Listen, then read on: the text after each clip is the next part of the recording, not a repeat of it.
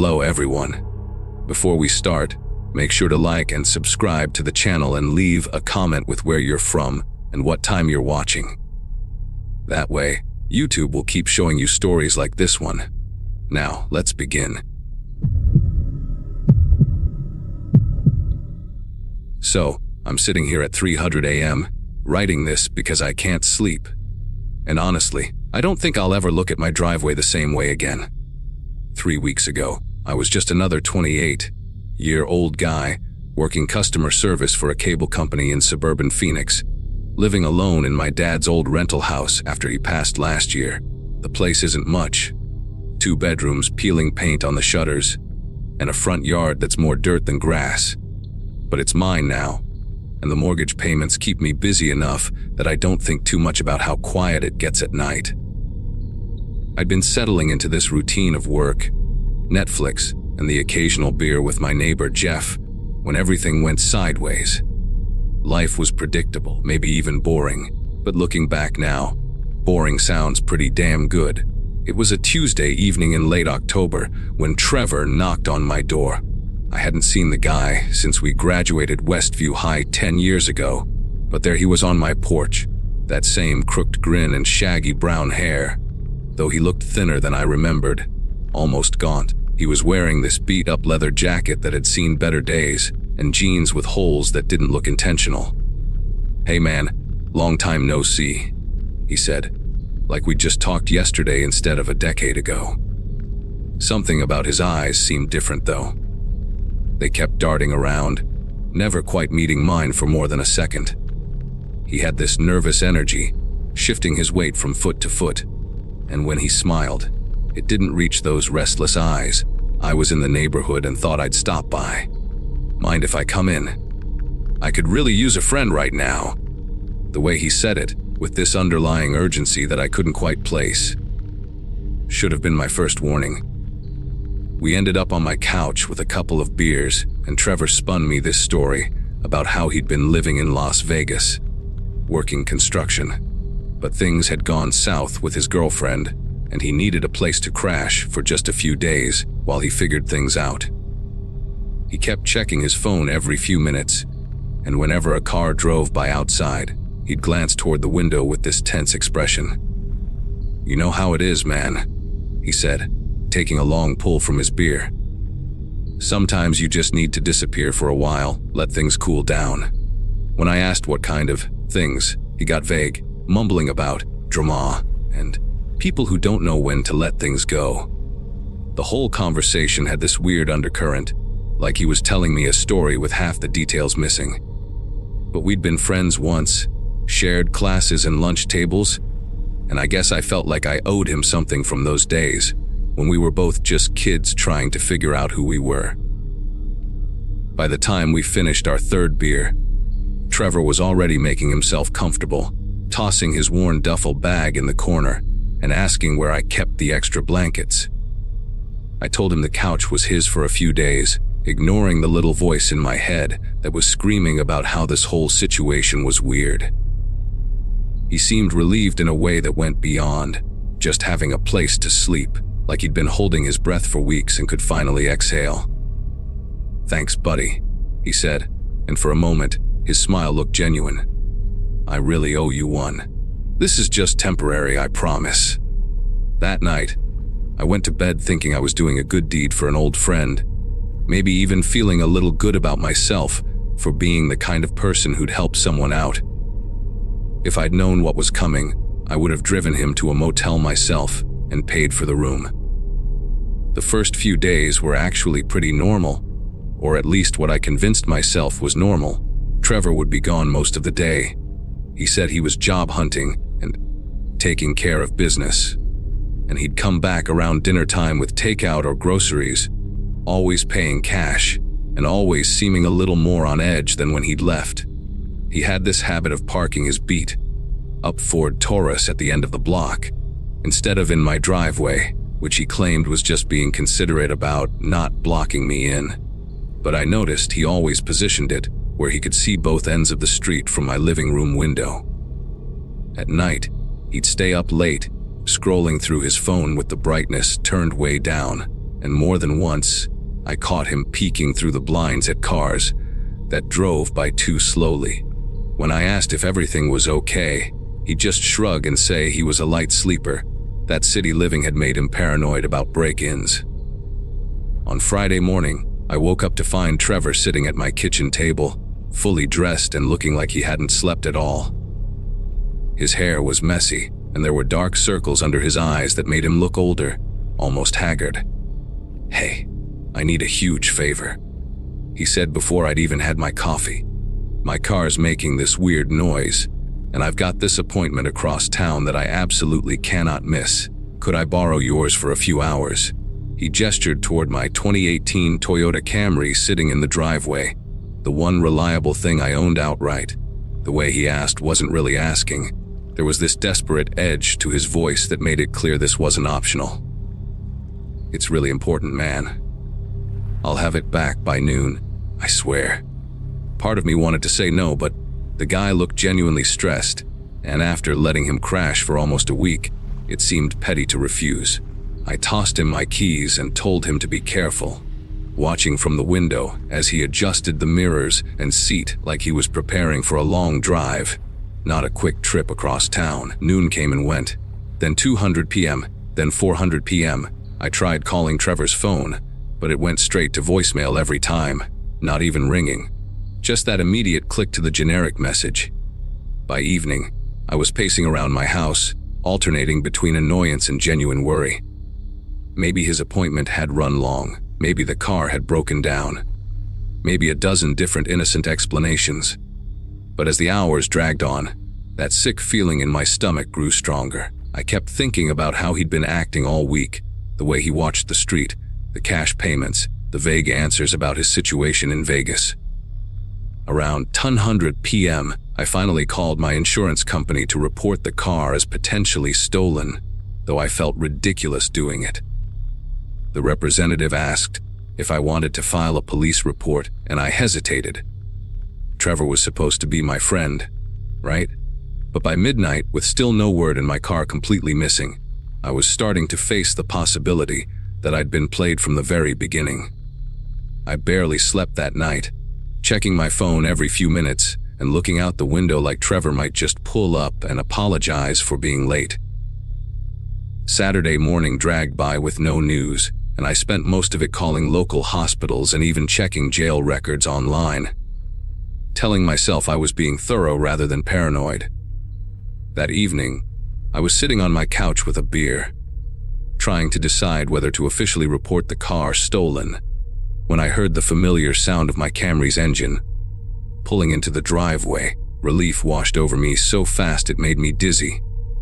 Trevor was back, probably with some crazy story about getting lost or his phone dying. I walked to the front door, ready to give him hell for making me worry. But when I looked through the peephole, my relief turned to confusion. Trevor was getting out of the driver's seat, but there was someone with him, a woman I'd never seen before, tall and blonde, wearing dark sunglasses even though the sun was setting. They were both looking around nervously, and Trevor kept glancing back at the street, like they might have been followed. I opened the door before they could knock, and Trevor's face immediately shifted into this forced, casual expression that didn't fool anyone. "Hey buddy, sorry I'm late," he said, like being gone for over 24 hours was just a minor inconvenience. "This is Amanda, my friend from Vegas. She drove down to help me with some stuff." Amanda barely acknowledged me, just nodded once and kept scanning the neighborhood behind those dark glasses. She had this sharp, angular face and moved with the kind of nervous energy that made me think of a cat ready to bolt. Trevor was talking fast, explaining something about car trouble and having to wait for parts. But I wasn't really listening because I was noticing other things, like how Amanda kept one hand in her oversized purse, how both of them looked like they hadn't showered in days, and how my car's backseat was now filled with plastic bags and what looked like camping gear. "We just need to grab my stuff, and we'll be out of your hair," Trevor said, already walking toward the house without waiting for an invitation. "Thanks for being so cool about everything, man. You're a real lifesaver." but I wasn't feeling cool about anything anymore. As they walked past me into my house, I caught a whiff of something metallic and sharp, like burnt rubber mixed with something I couldn't identify. Amanda went straight to the bathroom without a word, and I heard the door lock behind her. Trevor was shoving his belongings into his duffel bag with shaking hands, moving faster than necessary. And when I asked where they'd been, he just mumbled something about handling business in Tucson. That's when I noticed the scratches on his knuckles and what looked like a small cut on his cheek. That definitely hadn't been there when he left. My car keys were still in his pocket, and when I held out my hand for them, he hesitated for just a second too long. "Yeah, of course," he said, finally dropping them into my palm. "Thanks again for letting me borrow it. Really saved my ass." The keys were warm and sticky, and I realized I didn't want to know why.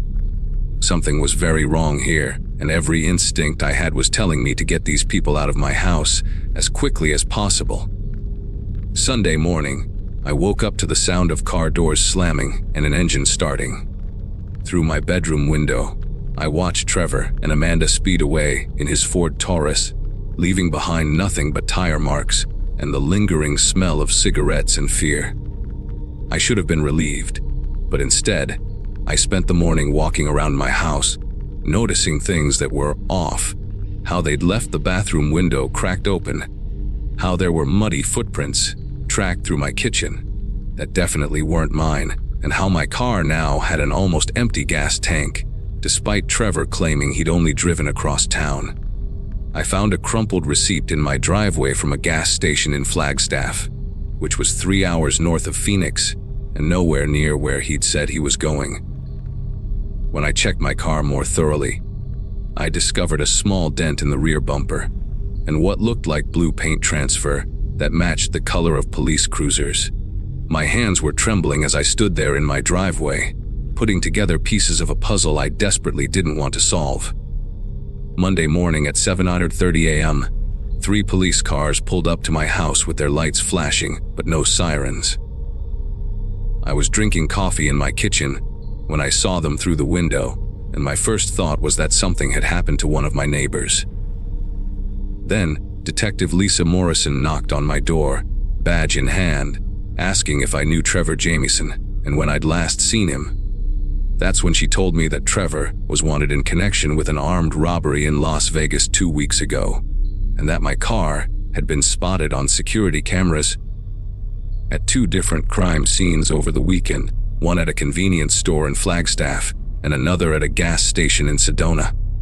"We have reason to believe you may have unknowingly assisted a fugitive," she said, and suddenly everything clicked into place like the world's most terrifying jigsaw puzzle.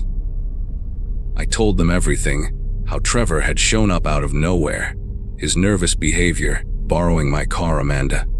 All of it. They impounded my Camry for evidence and told me I'd need to come down to the station for a formal statement. As I watched them load my car onto a tow truck, I realized that my boring, predictable life had just become evidence in a criminal investigation, and I'd never been so grateful to be considered a victim rather than an accomplice.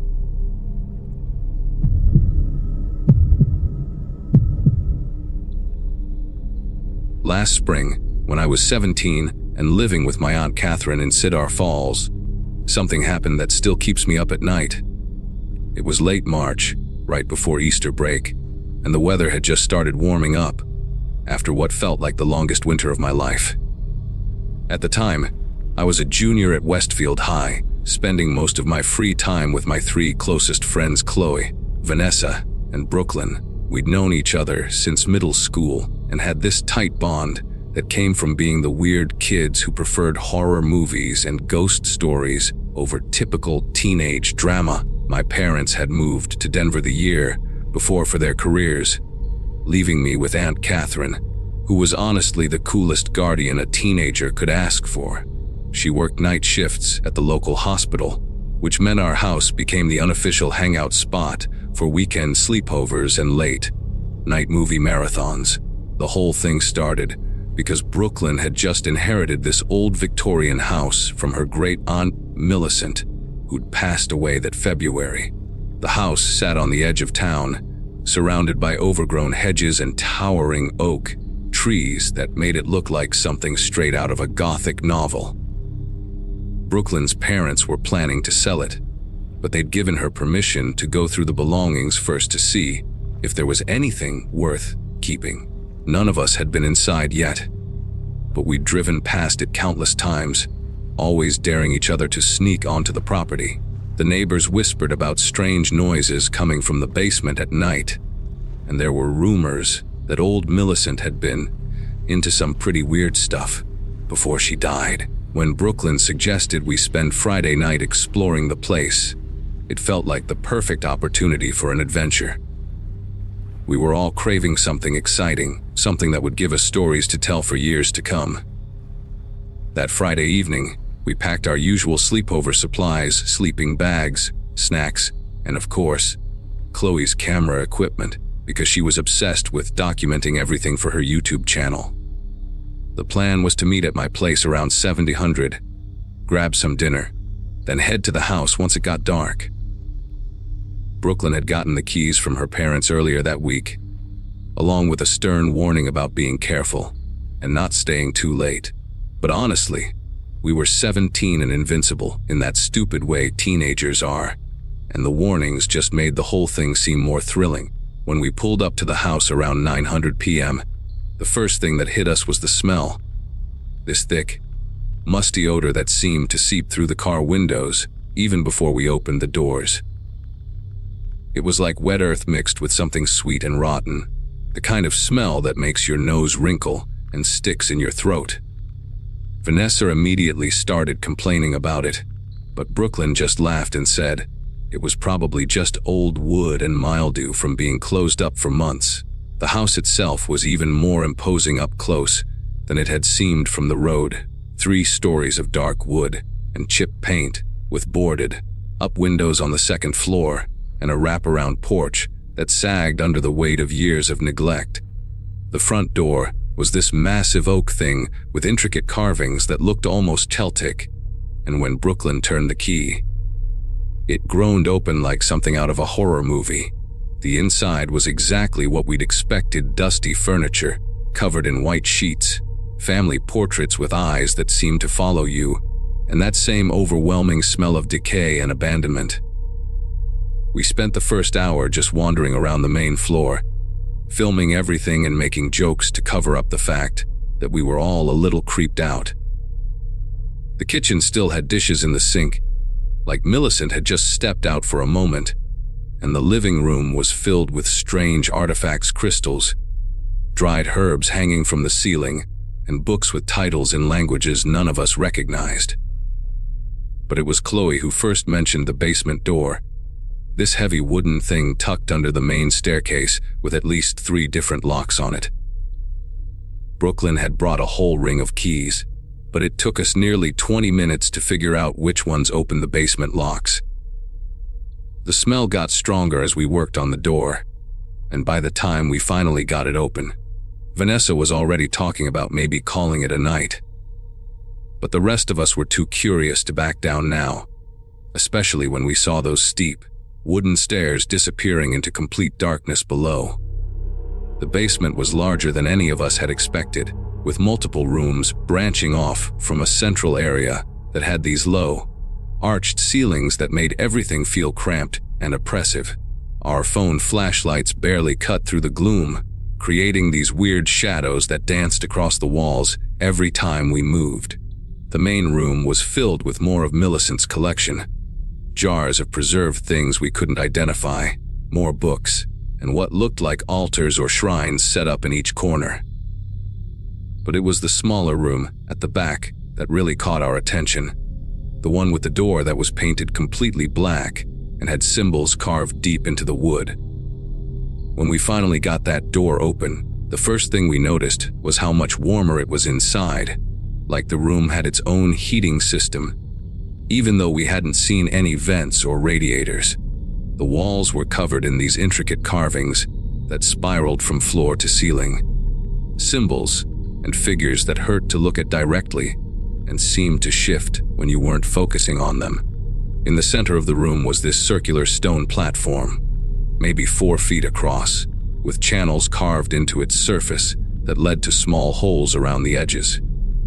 The whole thing was stained with something dark that had seeped into the stone over time, and there were candle stubs arranged around the perimeter, their wax melted and pooled in weird patterns. Chloe was filming everything, getting close-ups of the carvings and asking Brooklyn if her great-aunt had ever mentioned anything about this room. But Brooklyn just shook her head, wide-eyed, saying she'd never heard about any of this before. The air in there felt thick and electric, like right before a thunderstorm, and we all noticed how our phones kept glitching. The camera would freeze, the flashlight would flicker, and the battery percentages kept jumping around randomly. That's when Vanessa started getting really uncomfortable, saying we should probably head back upstairs and maybe come back during the day when we could see things better. But Chloe was in full documentary mode now, convinced she'd stumbled onto something that would make her channel famous, and she kept pushing for us to stay longer and explore more. Brooklyn was torn between curiosity and unease, running her fingers along the carved walls and muttering about how her parents had never mentioned any of this when they gave her the keys. The temperature in the room seemed to keep rising, and we all started shedding our jackets and sweaters. But the warmth felt wrong somehow. Not like regular heat, but something that came from inside your skin. Around midnight, we heard our first sound from upstairs, just footsteps, slow and deliberate, crossing the main floor above us. We all went silent, straining to listen, but the sounds stopped as suddenly as they'd started. Chloe immediately suggested it was just the old house settling, but the footsteps had been too rhythmic, too purposeful to be random creaking. That's when the arguing started, with Vanessa insisting we leave immediately and Chloe demanding we stay to investigate. The compromise we reached was probably the stupidest decision any of us had ever made, but at the time, it seemed reasonable. Chloe announced she was staying the night no matter what, determined to debunk the myths and capture any paranormal activity on film. She'd brought a sleeping bag specifically for this possibility, and her mind was made up. Vanessa and Brooklyn decided they'd stay too, not wanting to leave Chloe alone, but they wanted to set up camp in the main basement area rather than in the carved room. I should have insisted we all leave together, should have trusted the sick feeling that had been growing in my stomach since we'd opened that black door. Instead, I agreed to stay, partly out of loyalty and partly because I was curious too.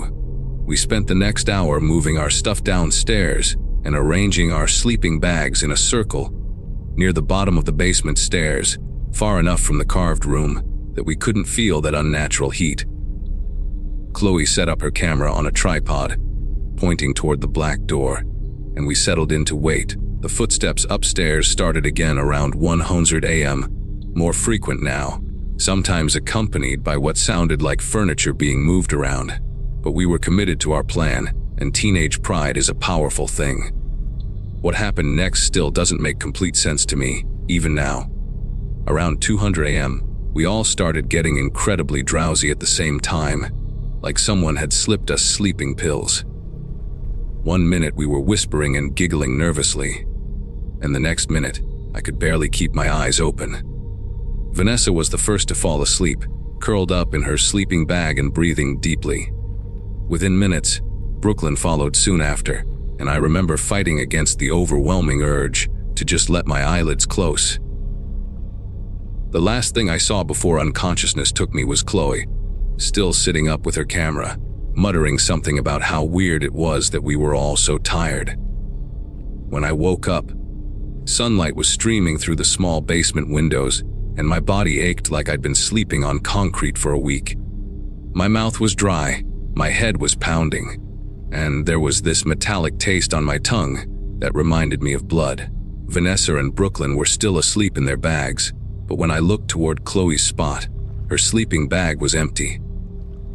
Her camera was still on the tripod, still pointing at that black door, but Chloe was nowhere to be seen. I shook Vanessa and Brooklyn awake, and we spent the next 20 minutes calling Chloe's name and searching every corner of the basement. Her phone was still in her sleeping bag, along with her jacket and shoes, but she was just gone. The carved room was exactly as we'd left it, except the air inside was cooler now, back to normal temperature, and some of the candle stubs around the stone platform looked like they'd been recently lit. There were fresh drips of wax that hadn't been there the night before. We checked the basement stairs, thinking maybe she'd gone upstairs to use the bathroom, but the heavy door at the top was still locked from the inside, exactly as we'd left it. It was physically impossible for her to have gotten out that way without the key, which Brooke still had in her pocket. We started panicking then, really panicking, calling her parents and then the police, trying to explain how our friend had vanished from a locked basement overnight. The cops who responded were skeptical at first, clearly thinking we were just covering for some teenage drama. But when they searched the house themselves and couldn't find any other way out of the basement, their attitudes changed completely. They brought in search dogs, crime scene investigators, the works. But after 3 days of intensive searching, they had to admit they had no idea what had happened to Chloe. The investigation went on for weeks, but eventually, the case went cold. Chloe's parents hired private investigators, put up missing person posters all over town, and even brought in some kind of psychic who claimed the house had negative energy. Brooklyn's parents immediately put the property up for sale, but after everything that happened, no one wanted to buy it. The house still sits empty, and I drive past it sometimes, always wondering what really happened that night. The three of us who were there, Vanessa, Brooklyn, and me. We don't talk about it anymore. We tried for a while, comparing our memories and trying to make sense of things, but it just made us all more anxious and paranoid.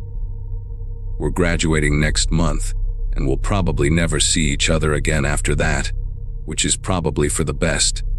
But here's the thing that really gets to me, the detail I've never told anyone until now. When we watched Chloe's camera footage later, trying to find clues about what happened, the last thing recorded was her walking toward that carved room around 300 a.m. She was moving slowly, almost like she was sleepwalking, and right before she disappeared into the darkness beyond the camera's range, she turned and looked directly at the lens. Her expression was completely blank, but her mouth was moving like she was saying something. We played it back dozens of times, but we could never make out the words. The camera shut off right after that, and Chloe was never seen again.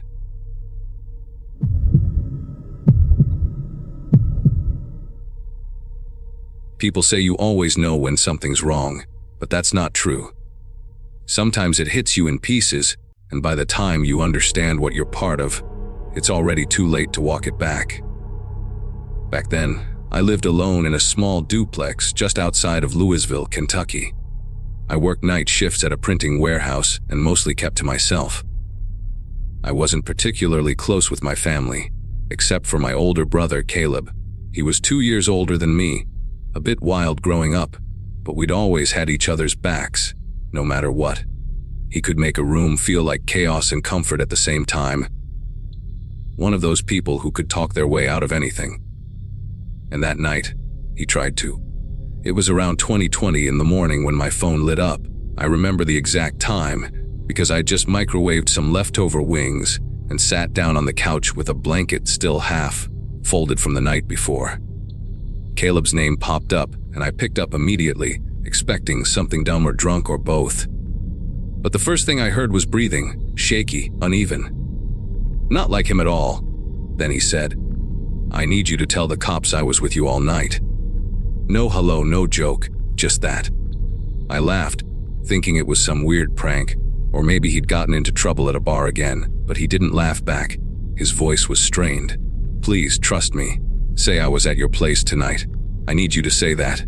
I didn't ask why. I just said yes. 5 minutes later, I was still staring at my phone when I saw the red and blue flash through the closed blinds. A patrol car was parked outside Caleb's apartment. He lived 3 blocks down.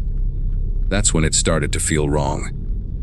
Not scary, not yet, just sharp, like I was suddenly too aware of everything: the creak of my fridge, the streetlight buzzing outside, the fact that I hadn't actually seen Caleb in over a week. I walked to the front window and watched the car. 2 officers got out. One of them was knocking on Caleb's door, while the other stood near the trunk of his car, which was parked unevenly along the curb. The car was still running. The engine cut off a few minutes later. I don't know if Caleb was inside or not because I never saw him. The cops didn't stay long, maybe 10 minutes, then drove off. I thought that was it. I figured he'd gotten into some sort of bar fight, or maybe a DUI scare, and just didn't want it to get worse. I didn't sleep much that night. The next day, I got a knock at my door. 2 detectives, plain clothes, polite but firm. They asked if I'd seen my brother the night before. I said yeah. He'd been at my place all evening, just like he asked me to. They exchanged a quick glance, then one of them asked, "What time did he leave?" I fumbled. I hadn't thought that far ahead. I said something about midnight. They nodded, thanked me, and left without pushing. But once the door shut, my heart started racing for real. I grabbed my phone and tried calling Caleb. No answer. I sent a text. They came to my place. What's going on? Nothing. That silence stretched the entire day. Around 6:00 p.m., I decided to walk to his place. His car was still there, same spot as the night before, but this time the trunk was closed and locked. I knocked. No response. I let myself in. He'd given me a spare key a year earlier when he got locked out once. The apartment was quiet, clean, almost too clean. No dishes in the sink, no jacket by the door, but his phone was charging on the counter. Screen lit up with missed calls, including mine. I stood there staring at his phone for a long time, trying to decide what felt worse, the fact that he hadn't taken it with him, or that he clearly hadn't wanted to talk. I wandered into the hallway, past the half-open bathroom door, into his bedroom. Nothing looked disturbed. Bed made, closet closed, but I remember stopping at the dresser. There was this photo of us from when we were kids, taken at our grandma's old trailer. It had been moved. Not just dust, shifted, turned around, like he didn't want to see it anymore. That's when I started feeling something new. Not panic, not yet. Just this creeping sense that I'd lied too quickly, that maybe I should have asked more before saying yes. The next morning, everything blew up. A woman named Danielle Conrad had been reported missing. 27, lived on Caleb Street, just 4 houses down. The news mentioned her name like everyone should know it. I didn't, but I recognized her face from somewhere. After a while, I remembered she worked part-time at the gas station near the warehouse, where I did my night shifts. Always wore those heavy rings on every other finger, and chewed pink gum that smelled like strawberry chemicals. I'd seen her laugh with customers, but never with employees. Quiet but not shy. She hadn't shown up to work that morning or answered calls. Her car was still parked in her driveway. No forced entry at her place. What made my chest tighten was the timeline. The last time anyone had seen her was around 10:00 p.m., the night Caleb called me. Witnesses said she'd gotten home from a shift and was carrying groceries inside. No screams, no noise. Just vanished. The police released a statement that they were searching the area and interviewing residents. I read every word twice, then a third time. That's when I remembered Caleb's voice, how hoarse it had sounded, how specific his words were. Tell them I was with you all night. Not, I need help. Not, I messed up. Just leave for me.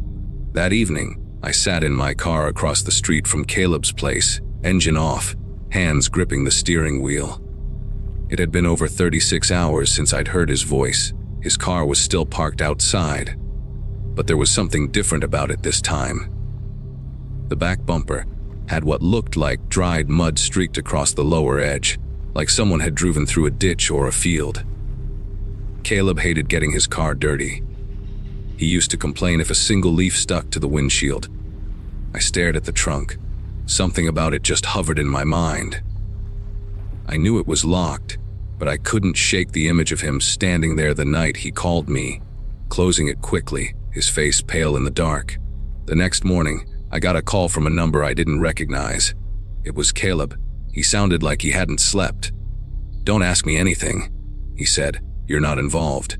I'm going away for a while. Just forget about it." I asked where he was. He hung up. That was the last time I heard his voice. 3 days later, the police found Danielle's body in a drainage tunnel behind an abandoned storage lot 2 towns over. No public details, just that it was a suspicious death and that they were looking into persons of interest. Caleb's apartment had been searched, his car taken in for evidence. I didn't tell them about the call. I told them he hadn't contacted me since that night. The guilt didn't hit all at once. It came in waves, mostly late at night when the house creaked or a siren echoed in the distance. I kept thinking about the trunk, about how fast I said yes without knowing what I was covering for. What scares me the most is how easily the lie came out of my mouth when the detectives knocked, like I'd rehearsed it. I started avoiding the neighborhood, even changed shifts at work so I wouldn't drive past that street. Every few months, I'd check online to see if Caleb's name ever came up. It hasn't. It's like he evaporated, and no one talks about Danielle anymore. A part of me still thinks maybe I misunderstood everything, that maybe there was some terrible coincidence and Caleb really didn't do anything. But then I remember his voice. Not the words, his voice. It was like someone who knew a door had just closed behind him for good. I haven't told anyone what really happened that night. Not my co-workers, not my parents, not even the girl I've been seeing for the past year. But I think about it all the time. I said yes. That's the part I can't ever shake.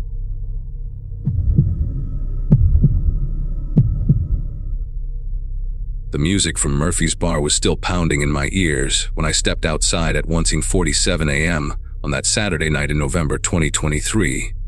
I'm a junior at State University, studying psychology, and I'd just spent the entire evening celebrating my roommate Jessica's 21st birthday with way too many Cosmos and not nearly enough food.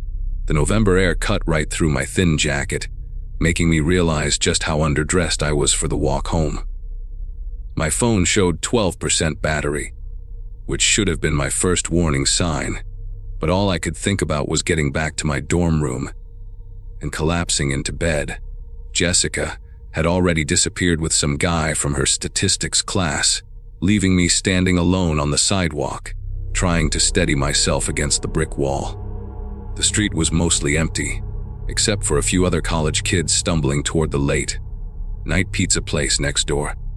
I opened the rideshare app on my phone, watching the little cars move around the map while I shivered in my minidress and heels. The estimated wait time was 12 minutes, which felt like forever when you're standing alone downtown at nearly 200 a.m.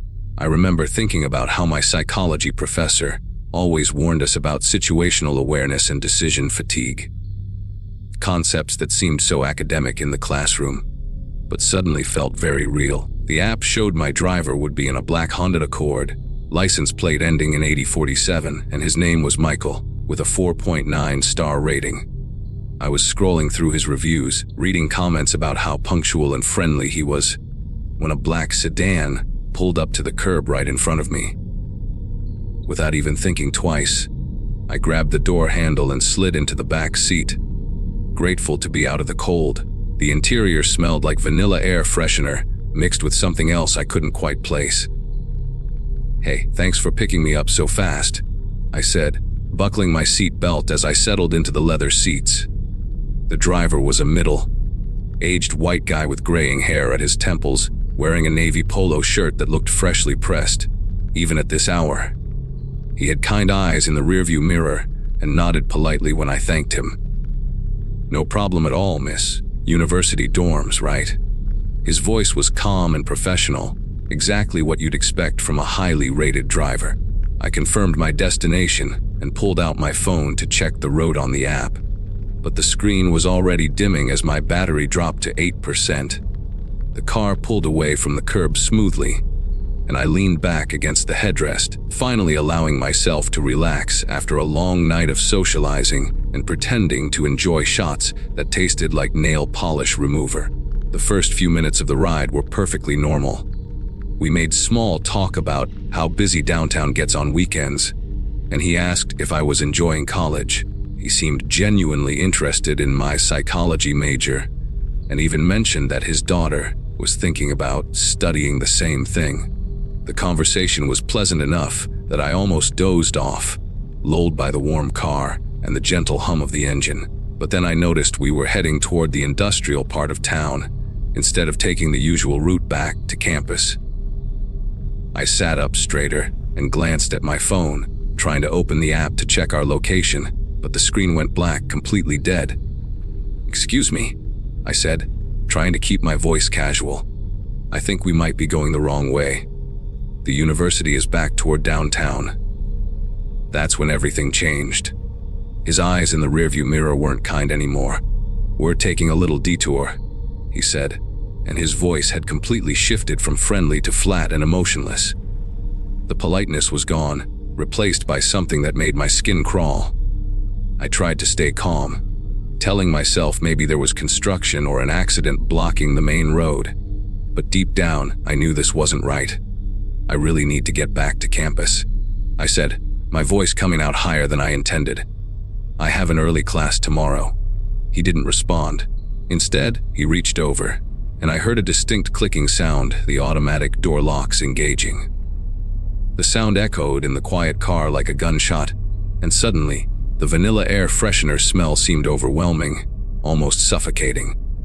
I grabbed the door handle and pulled, but nothing happened. We were now driving through a part of town I'd never seen before, past empty warehouses and chain link fences topped with razor wire. The silence in the car became deafening, except for the sound of my own breathing, which was getting faster and shallower by the second. I tried to think rationally, remembering everything I'd learned in my abnormal psychology class about crisis situations and how to stay calm under pressure. But my mind was racing, and I could feel panic starting to creep up my throat like bile. "Listen, if this is about money, I can pay you extra," I said, trying to keep my voice steady. "I just want to go home." He glanced at me in the mirror again, and this time, I saw something in his expression that made my entire body tense up. It wasn't anger or greed, it was anticipation. Like he was enjoying this.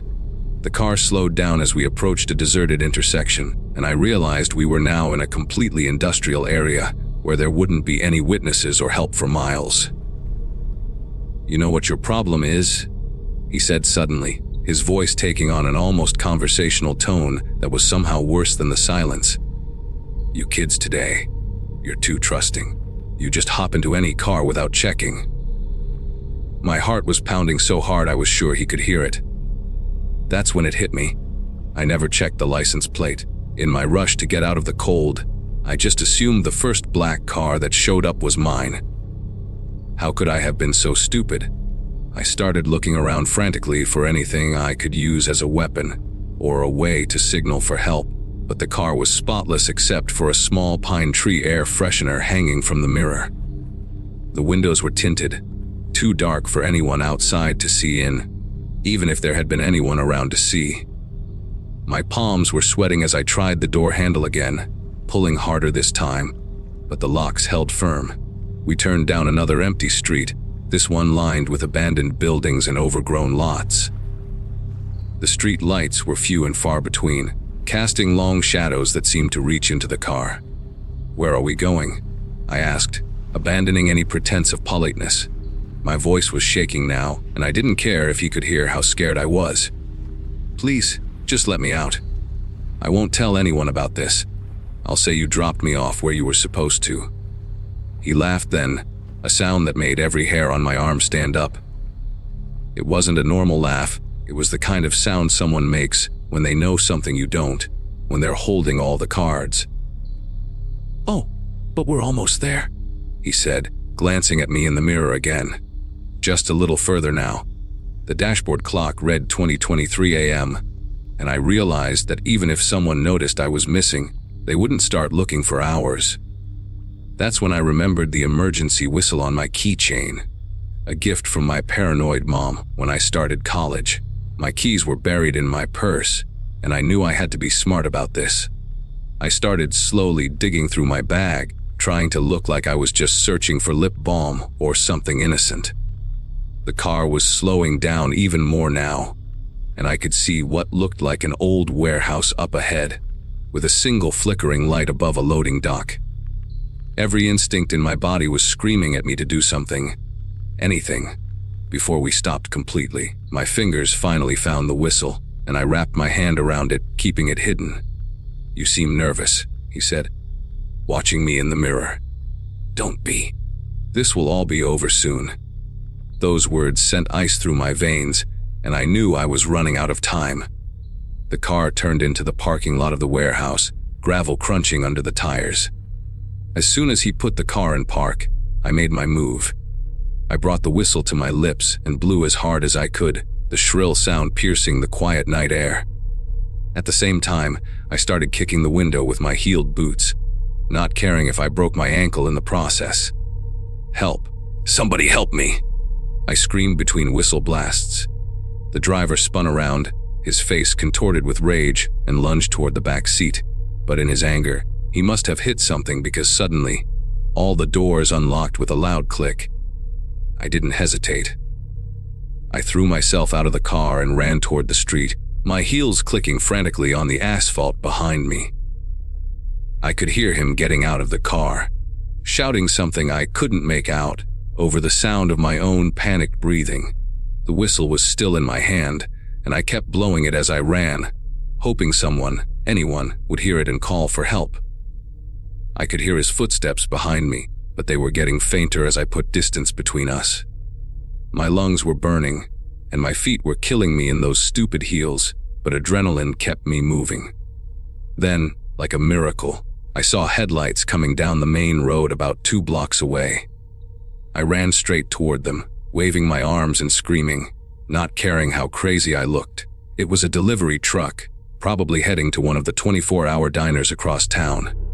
The driver saw me and pulled over, rolling down his window with a concerned expression.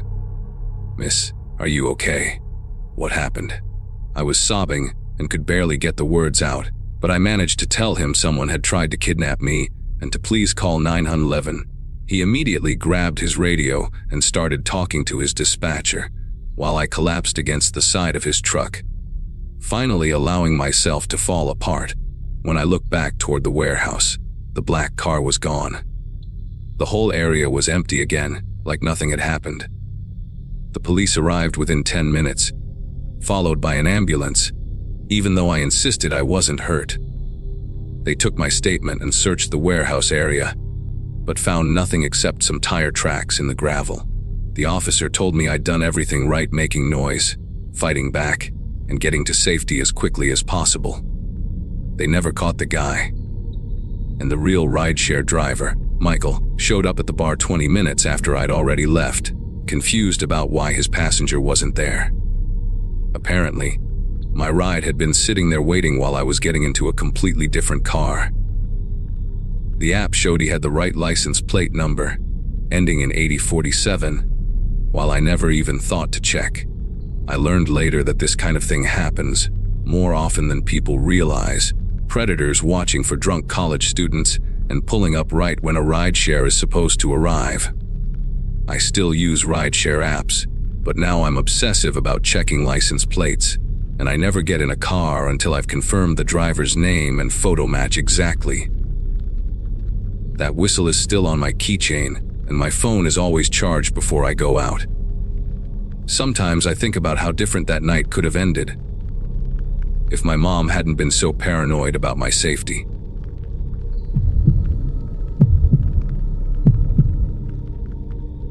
The whole thing started on a Tuesday evening in late July 2019. I'm a single mom to my 16-year-old son, Tyler, and we live in a quiet suburban neighborhood in Milwaukee. At the time, I was a nurse at the local hospital, pulling long shifts and trying to balance everything on my own since my divorce 2 years earlier. Tyler was a good kid, honor roll student, played basketball, never gave me much trouble.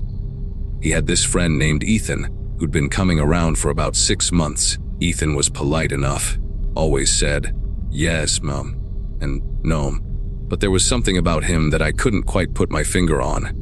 He was tall for his age, maybe 17, with sandy brown hair that always appeared disheveled. like he'd just run his fingers through it. His clothes were always clean but worn, like they'd been washed too many times. There was this way he'd watch people when he thought they weren't paying attention. Not obvious. Just these quick glances that lasted a second too long. I'd just gotten home from a particularly brutal 12-hour shift at the hospital. We'd lost 2 patients that day, and I was emotionally drained. All I wanted was to microwave some leftover pasta and collapse on the couch with a glass of wine. The house was quiet when I walked in, which was unusual because Tyler usually had music playing or was on his PlayStation. I called out his name as I dropped my purse on the kitchen counter, and he appeared from the living room with Ethan trailing behind him. Both boys had this subdued energy about them, like they'd been having a serious conversation. Tyler's face was flushed, and Ethan kept shifting his weight from one foot to the other, his eyes darting between me and the floor. "Mom," Tyler started, his voice carrying that tone kids use when they're about to ask for something big. Ethan had a really bad fight with his parents tonight. His dad threw some of his stuff out on the lawn. The way Ethan stood there, almost hunched into himself, made my heart ache a little. He wasn't crying, but there was this defeated lump to his shoulders that reminded me of a kicked dog. His usual neat appearance was slightly disheveled. His T-shirt had a small tear near the collar, and there was a faint bruise on his forearm that hadn't been there the last time I'd seen him. "Can he stay here tonight?" Tyler continued, his voice getting more confident as he spoke. "Just until things cool down at home. He doesn't have anywhere else to go." Ethan finally looked up at me then, and I saw something in his dark brown eyes that made me want to say yes immediately. It wasn't just sadness. It was this raw vulnerability that teenagers try so hard to hide. He opened his mouth like he was going to say something, then closed it again, clearly uncomfortable with having to ask for help. The silence stretched between us for what felt like forever, and I could hear the kitchen clock ticking loudly on the wall. My maternal instincts kicked in hard. Here was a kid who clearly needed help, and my own son was asking me to provide it. What kind of person would I be if I turned him away? "Of course you can stay," I said, and I watched the relief wash across both boys' faces. Ethan's shoulders dropped like he'd been holding his breath, and Tyler actually smiled for the first time since I'd gotten home. "Thank you so much, Mrs. Johnson," Ethan said, his voice quiet but sincere. "I really appreciate it. I promise I won't be any trouble." There was something about the way he said it, so formal, so carefully polite, that struck me as odd. Most teenagers would have been more casual, maybe even a little embarrassed about needing help. But Ethan spoke like he was delivering a prepared speech, each word chosen carefully. I brushed the thought aside, telling myself I was overthinking things because I was tired. The kid needed a safe place to sleep, and that's what mattered. I set Ethan up on the couch in our living room with some spare blankets and a pillow from the linen closet. He thanked me again, that same overly polite tone, and settled in like he was afraid to take up too much space. The boys hung out for a while, playing video games and talking quietly, their voices a comfortable murmur in the background, while I finally ate my reheated pasta. Around 10 o'clock, I told them both it was time to wind down. I had another early shift the next morning, and Tyler had summer school. Ethan immediately stood up and started organizing the blankets, making sure everything was perfectly neat. "I'll be super quiet," he assured me, smoothing down the couch cushions with an almost obsessive precision. "You won't even know I'm here." The way he said it, with such earnest intensity, made me feel guilty for even thinking there was anything strange about his behavior. This was just a scared kid, trying to be the perfect house guest. I went upstairs around 1100, brushing my teeth and changing into my pajamas while listening to the sounds of the house settling for the night. Tyler's room was right next to mine, and I could hear him moving around, probably getting ready for bed too. The house grew quiet, except for the usual creaks and sighs that old houses make. I remember lying in bed, staring at the ceiling, and thinking about how proud I was of Tyler for wanting to help his friend. It showed real character, real compassion. I must have drifted off sometime after midnight, exhausted from the long day. But around 300 in the morning, something woke me up. It wasn't a loud noise, more like a soft thudding sound, like someone walking carefully, but not quite carefully enough. I lay there in the darkness, my ears straining to identify what I'd heard. The sound came again. Definitely footsteps, but they were coming from downstairs. I assumed Ethan was just getting water or using the bathroom, so I rolled over and tried to go back to sleep. But the footsteps didn't stop. They continued for what must have been 10 or 15 minutes, a slow, deliberate pattern that didn't match someone just getting a drink of water. It sounded like whoever was down there was moving methodically from room to room. I told myself it was probably just Ethan having trouble sleeping, maybe walking around to tire himself out. Teenage boys do weird things sometimes, right? Still, there was something about the rhythm of those footsteps that made me uneasy. They would pause for long stretches, then resume, like someone was stopping to examine things carefully before moving on. I listened harder, trying to convince myself it was nothing. But the pattern was too deliberate, too purposeful. Around 30:30, the footsteps finally stopped, and I heard what sounded like the couch springs creaking as someone settled back down. I waited another few minutes, my heart beating a little faster than normal, before exhaustion finally pulled me back under. The next morning, I woke up to the smell of coffee brewing downstairs. When I made it to the kitchen, Ethan was already dressed and had apparently made a full pot. "Good morning, Mrs. Johnson," he said with that same polite smile. "I hope you don't mind that I made coffee. I wanted to do something to thank you for letting me stay." He was wearing the same clothes from the night before, but somehow they appeared freshly pressed, and his hair was combed back neatly. Tyler stumbled down a few minutes later, still in his pajamas and clearly not fully awake yet. "Dude, you're up early," he mumbled to Ethan, who just shrugged and said he was always an early riser. I poured myself a cup of coffee and had to admit it was perfectly brewed. Not too strong, not too weak. Ethan declined my offer of cereal or toast, saying he wasn't much of a breakfast person. He gathered his things quietly and efficiently, thanking me again with that same formal politeness that had struck me as odd the night before. "I really can't tell you how much this meant to me," he said, shaking my hand like we were closing a business deal. It wasn't until later that afternoon, after I'd gotten home from another long shift, that I started noticing things. I went to grab some cash from my wallet to order pizza for dinner, and I could have sworn I'd had $320 in there the night before. Now there were only $2.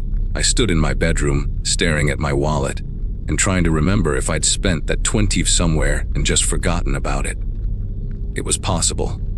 I'd been exhausted lately, and sometimes I bought coffee or grabbed lunch without really thinking about it. But the nagging feeling in my gut wouldn't go away. I checked my purse more thoroughly and realized my emergency credit card, the one I kept for absolute emergencies, was missing entirely. My heart started pounding as I dumped everything out of my purse onto the bed, searching through receipts and loose change. The card was definitely gone. I tried to rationalize it. Maybe it had fallen out somewhere. Maybe I'd left it at the hospital. But combined with the missing cash, a terrible suspicion was starting to form in my mind. Then I remembered my prescription bottles. I keep them in the medicine cabinet in my bathroom. Nothing major, just my anxiety medication that I take occasionally when work gets overwhelming, and some leftover pain pills from when I'd hurt my back a few months earlier. I rushed to the bathroom and opened the cabinet, my heart racing as I counted the pills. The anxiety medication bottle was completely empty. I knew for certain there had been at least 15 pills left, because I'd just picked up the prescription the week before. The pain medication was missing too. Not the whole bottle, but about half the pills were gone. I sat down hard on the edge of my bathtub, the reality of what had happened hitting me like a physical blow. Someone had been in my house, in my personal space, taking my things while I slept just feet away. and that someone was a teenager I'd welcomed into my home out of kindness. The violation of trust was almost worse than the actual theft. I'd opened my door to what I thought was a kid in trouble, and instead, I'd let in someone who'd systematically robbed me while I was unconscious and vulnerable. But the worst discovery was still to come. We have a basic security system that records footage from cameras around the house. Nothing fancy, just something the previous owners had installed that I'd never bothered to change. I'd completely forgotten about it until that moment. With trembling fingers, I pulled up the app on my phone and scrolled back to the previous night. What I saw made my entire body go cold. There was Ethan, clearly visible in the infrared footage, moving through my house at 3:17 a.m. He wasn't stumbling around like someone who was disoriented or looking for the bathroom. His movements were deliberate, calculated. I watched in horror as he systematically went through my kitchen drawers, opened cabinets, and even rifled through the mail on my counter. The footage showed him going upstairs, actually walking past the bathroom, and heading straight for my bedroom. I could see him standing in my doorway for what felt like an eternity, just watching me sleep. Then he moved to my dresser, carefully going through my jewelry box and taking what he wanted. The timestamp showed he was in my room for almost 20 minutes while I was completely unaware. The final piece of evidence came when I decided to vacuum the living room where he'd slept. I moved the couch cushions to clean underneath, and that's when I found it, a kitchen knife from my own knife block, carefully hidden between the couch cushions where he'd been sleeping. It was one of my sharp carving knives, and it had been deliberately placed there, not accidentally dropped. The implications hit me like a freight train. This wasn't just about theft. He'd armed himself while he was in my house.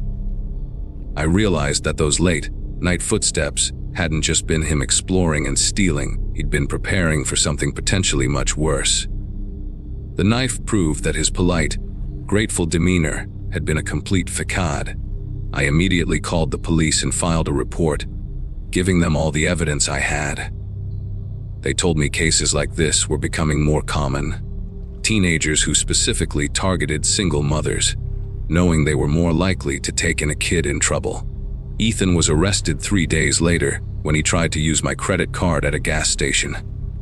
Turns out, he had a history of this exact scam, and I was just the latest in a string of victims. I never saw him again after that morning, and Tyler was devastated when he learned the truth about his so-called friend.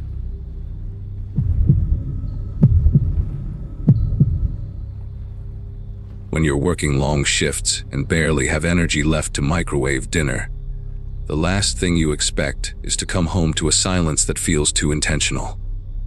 Back then, I was living in a small 2-bedroom house just outside of Huntsville, Alabama.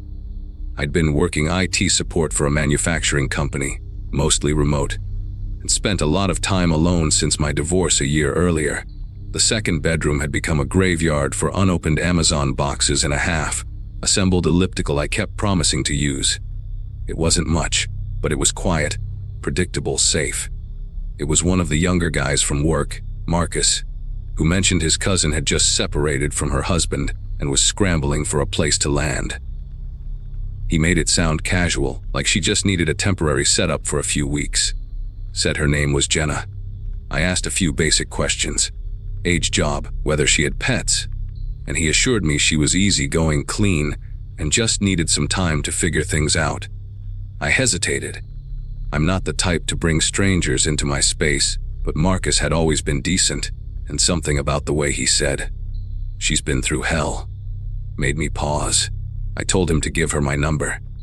Jenna texted that same night, very polite, punctuation and everything.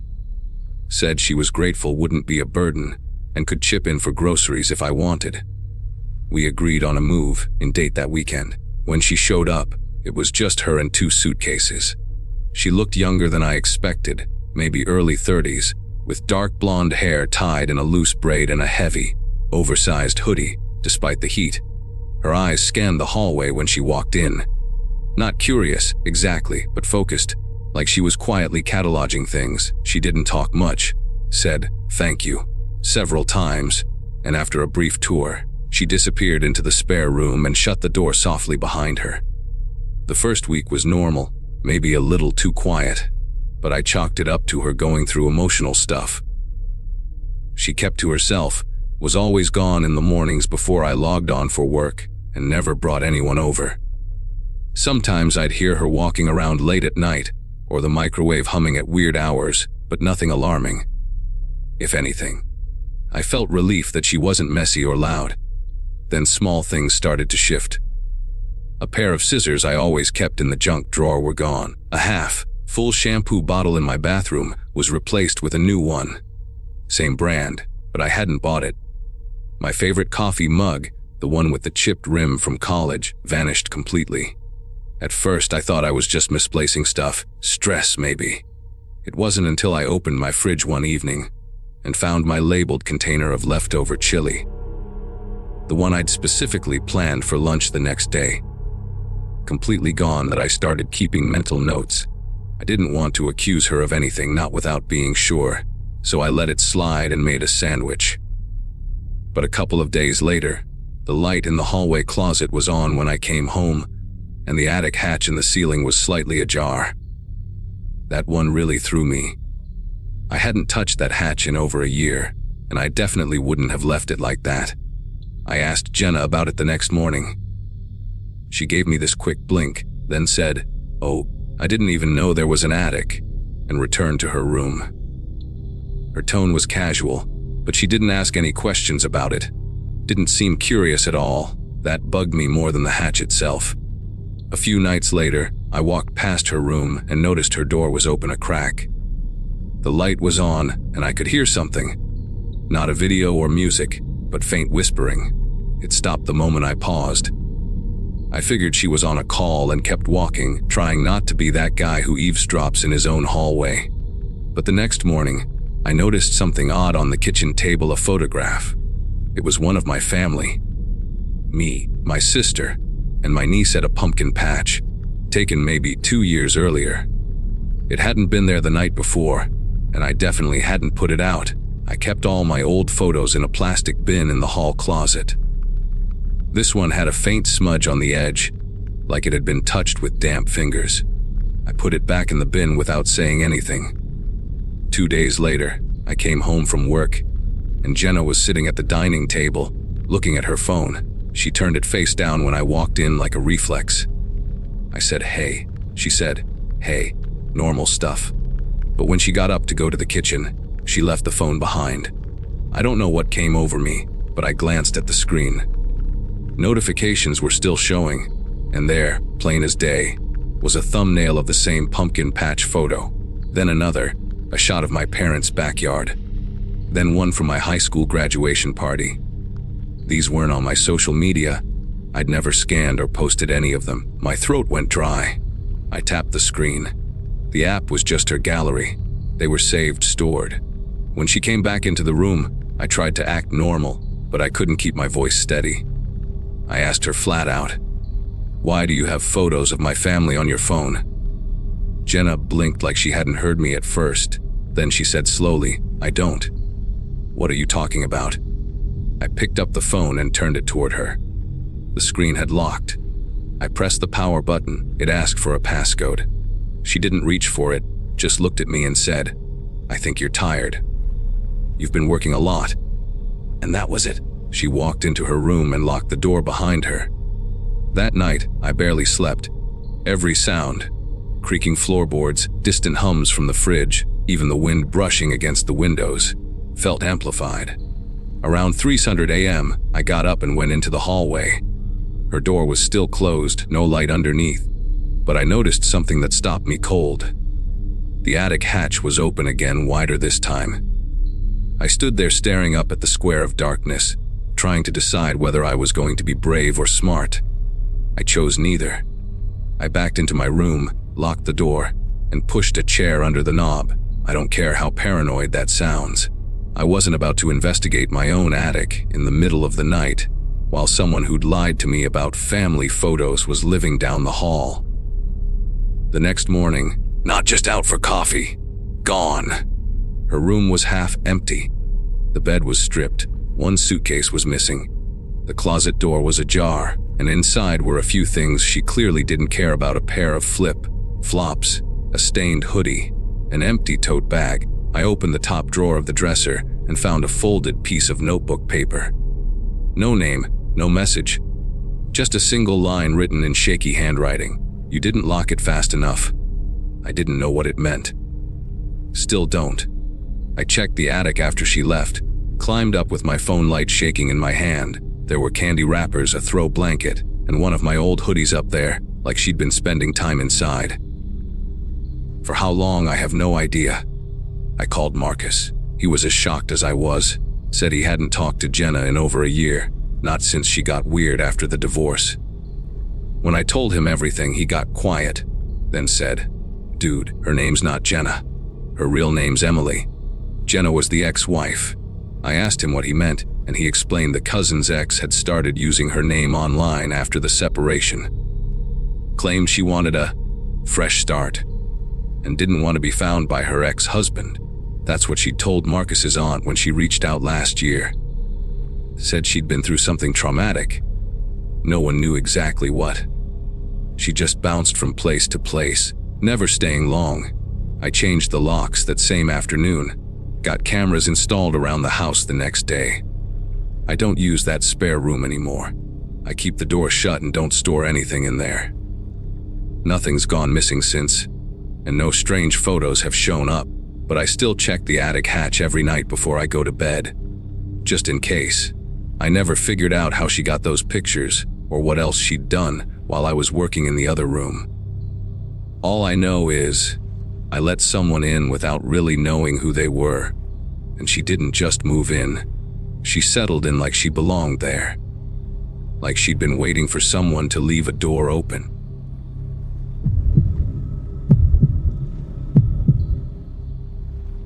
Running a bed and breakfast in small town Maine wasn't exactly the dream life I'd imagined when I inherited Grandma's Victorian house 5 years ago.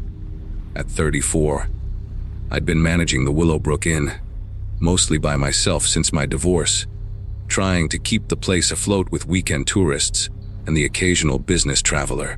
Most days were predictable fresh linens, continental breakfast, polite small talk with guests who'd be gone by Sunday. That was until September 2021, when everything changed because of one particular guest who walked through my front door on a humid Thursday evening carrying nothing but a worn leather duffel bag and enough cash to pay for 3 months up front. Helen Carpenter introduced herself with the kind of soft-spoken politeness that immediately put me at ease. She appeared to be in her late 40s, with graying brown hair pulled back in a neat bun and clothes that looked expensive but understated. The kind of woman you'd expect to see volunteering at a library or teaching piano lessons. She explained that she was going through a difficult transition period and needed somewhere quiet to stay while she figured out her next steps. The way she spoke, with careful pauses between words, suggested someone who'd been through something traumatic but was trying to maintain composure.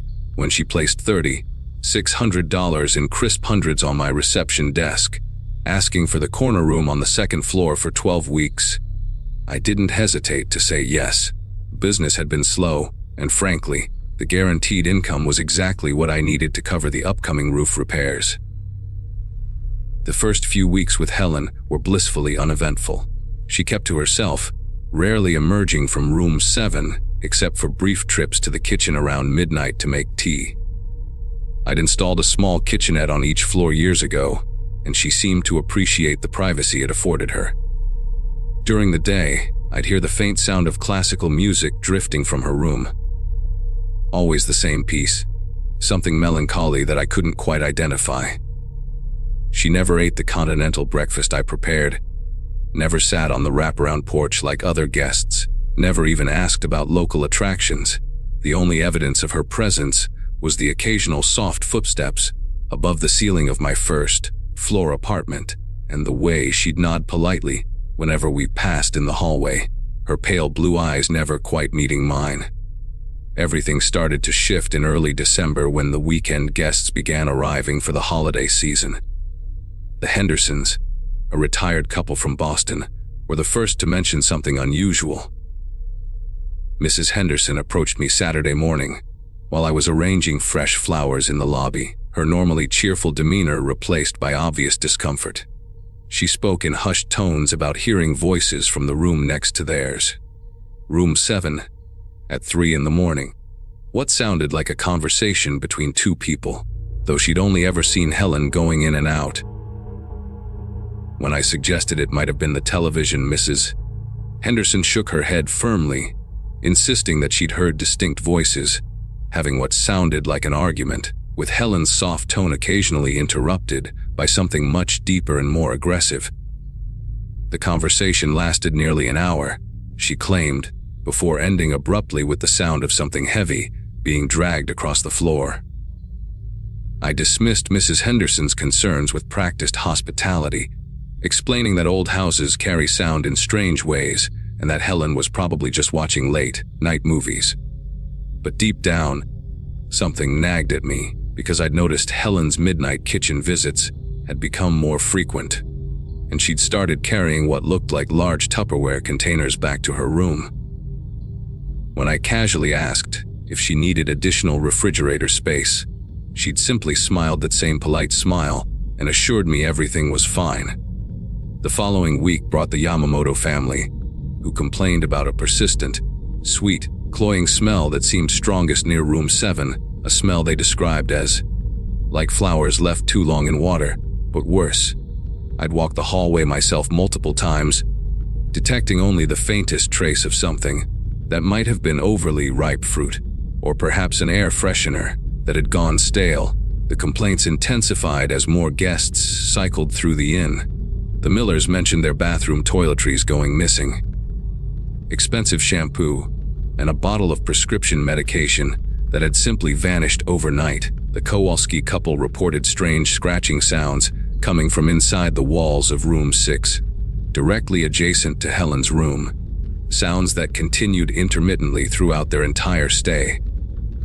Most disturbing was the incident with the Padels, who'd booked the room across the hall from Helen. Mr. Patel approached me on their checkout morning, clearly agitated, describing how his wife had witnessed a figure standing motionless in Helen's doorway at 4:00 a.m., just watching their door for what felt like an eternity before retreating back into the room.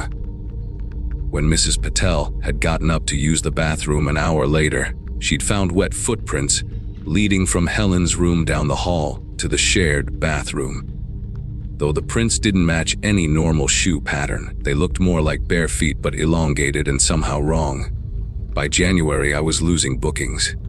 Word travels fast in small communities, and guests were leaving reviews mentioning disturbing disturbances, an unsettling atmosphere. I knew I needed to address the situation, but every time I approached Helen's door, I'd find myself making excuses to walk away. The rational part of my mind kept insisting that she was just a harmless woman going through a difficult time, and the guaranteed rent money had become essential to keeping the inn operational. Helen herself remained polite during our rare encounters, though I noticed she'd lost considerable weight and her skin had taken on an almost translucent quality. When she did speak, her voice had developed a slight rasp, and she had a habit of licking her lips frequently, as if they were perpetually dry. Most unnervingly, she'd started asking odd questions about the other guests, when they usually went to bed, whether they were heavy sleepers, if they traveled with valuable items. The breaking point came on a particularly cold Wednesday in mid-January, when I woke at dawn to find the police at my front door. Officer Bradley Thompson, whom I'd known since high school, looked grim as he explained that they'd received reports from multiple sources about suspicious activity at the inn. Apparently, Mrs. Henderson had called from Boston after remembering additional details about her stay. She'd seen Helen in the parking lot one night, standing next to a guest's car with what appeared to be a key. Though she hadn't thought much of it at the time, the Yamamoto family had also contacted authorities after discovering that their credit card information had been compromised shortly after their stay, with fraudulent charges appearing within days of checkout. Officer Thompson asked if I'd noticed anything unusual about Helen's behavior, and as I stood there in my bathrobe, listing off months of strange incidents I'd rationalized away, I realized how foolish I'd been to ignore every single warning sign after the police left with promises to return later that day for a formal interview. I knew I couldn't delay confronting the situation any longer. I climbed the stairs to the second floor, my master key trembling in my palm as I approached room 7. The hallway reeked of that sweet, rotting smell the guests had complained about, so intense now that it made my eyes water. I knocked softly, calling Helen's name, but received no response. The silence stretched on unnaturally. No classical music, no footsteps, not even the sound of breathing. When I finally turned the key and pushed open the door, the smell hit me like a physical wall, forcing me to cover my nose with my sleeve. The room was completely empty of personal belongings, as if Helen had never been there at all, except for several large plastic containers stacked neatly in the corner, each one sealed with duct tape and labeled with dates spanning the past 4 months. What I discovered when I opened the first container still haunts my dreams every single night. Inside were dozens of driver's licenses, credit cards, and personal items that I recognized from previous guests. Mrs. Miller's prescription bottle, Mr. Kowalski's expensive watch, jewelry that had belonged to at least 6 different women who'd stayed at the inn. But underneath these stolen belongings was something far worse: photographs. Hundreds of photographs taken through windows, showing guests sleeping, undressing, showering. Intimate moments captured without their knowledge. Each photo was meticulously labeled with names, room numbers, and what appeared to be personal information Helen had somehow gathered about each victim. The second container held even more disturbing evidence: detailed notes about guests' routines, copies of their room keys, and what looked like credit card readers, and other devices I didn't recognize. But it was the third container that made me understand the true horror of what had been happening under my own roof. Inside were items of clothing, underwear, and personal effects that could only have been taken from guests while they slept, along with vials of what looked like hair and nail clippings, all organized with the same obsessive precision. I called Officer Thompson immediately, my voice shaking as I tried to explain what I'd found. Within an hour, the inn was swarming with investigators, forensic specialists, and detectives who treated the entire second floor as a crime scene.